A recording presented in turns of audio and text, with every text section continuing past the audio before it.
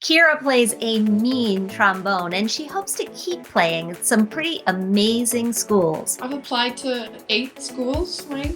I think 9. 9. She's the first of 2 kids in her family. Teresa and Philip have saved, but not enough. Their challenge? How to prepare for 2 kids in college at the same time. Hi, I'm Jean Chatzky from hermoney.com, and this is How to Pay for College, brought to you by Citizens Bank. Kiera, let me just start with you and take me through your thoughts about college. What is the most important thing to you, or what is high on that list?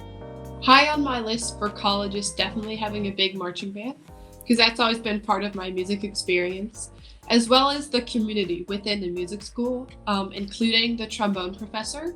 That's really important because you're going to have that teacher for 4 years, and I want to find a teacher I click with. We started early by setting up 529s for both kids, and we've been contributing that for years now.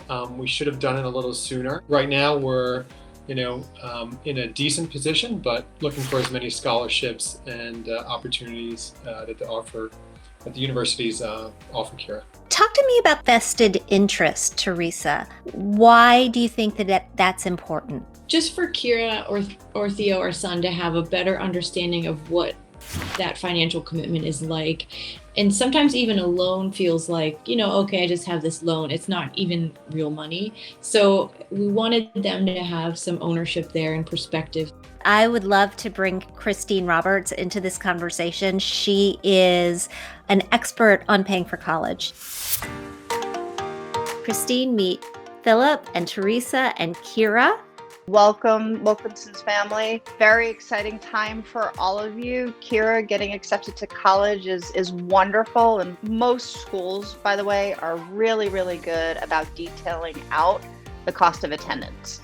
So they'll talk you through your financial aid award letter. Will basically give you how much is tuition, room and board, meal plans, things of that nature.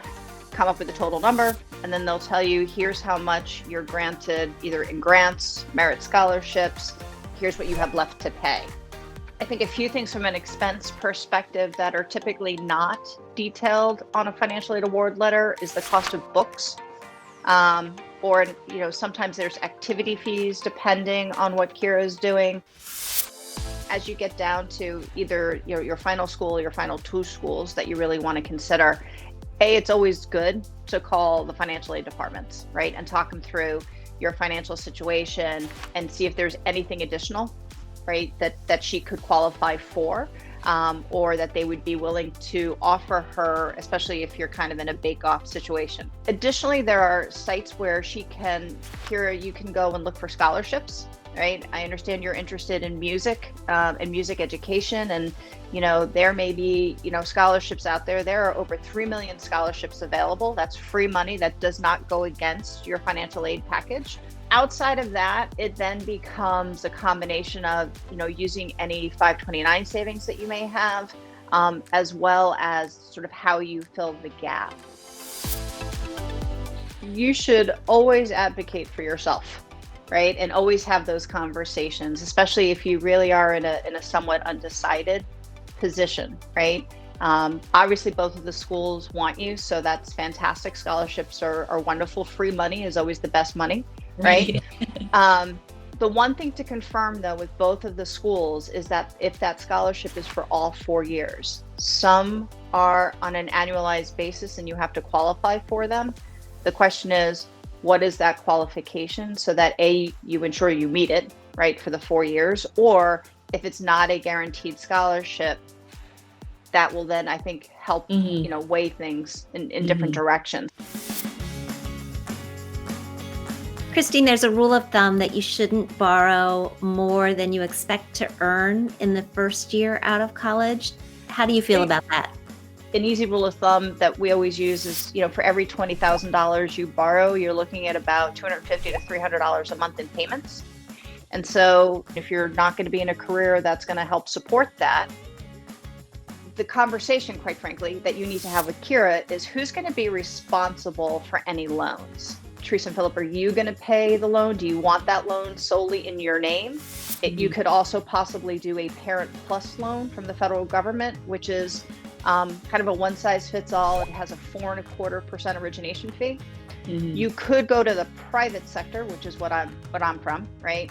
Where we have a parent loan, right? Many parents feel that it's their responsibility to completely pay for it, and that's what they want to do when they borrow. We also have a student loan. So Kiera would borrow, but use your credit, and you would be a co-signer. We would underwrite your credit, because obviously Kiera doesn't have credit right now. So she can get a competitive rate.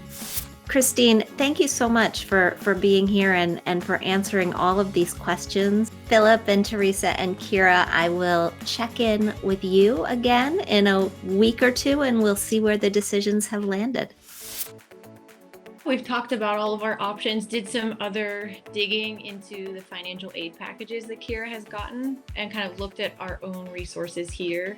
So it's helped because we actually eliminated one or two that she did get accepted to because we felt like it was going to be too much financially.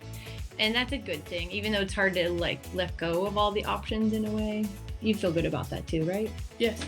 It's just part of the process, I guess. So we know, certain schools might have led to a really big bill and was going to be more loans necessary, probably in her name. And for an undergraduate, we just decided that wasn't a smart option. When I say we, Kiera was part of that conversation. Yeah, how are you feeling about this, Kiera? I think for sure it's a lot to process, but we've definitely made some good progress as far as, eliminating schools or working on that decision. It's been really helpful to look at all the finances of it. Here are 3 takeaways from this episode. First, make sure you consider your overall borrowing when it comes for education, not just the borrowing for undergrad, but factor in the likelihood of graduate school as well. Play up your attractive skills. I mean, clearly we saw Kiera playing that trombone, but maybe you have another musical talent, or maybe it's art, or maybe it's theater. Whatever it is that makes you special, you want to sell that. And then finally, you want to weigh the cost of those plus loans against the cost of private loans. And remember, plus loans have origination fees, private loans do not.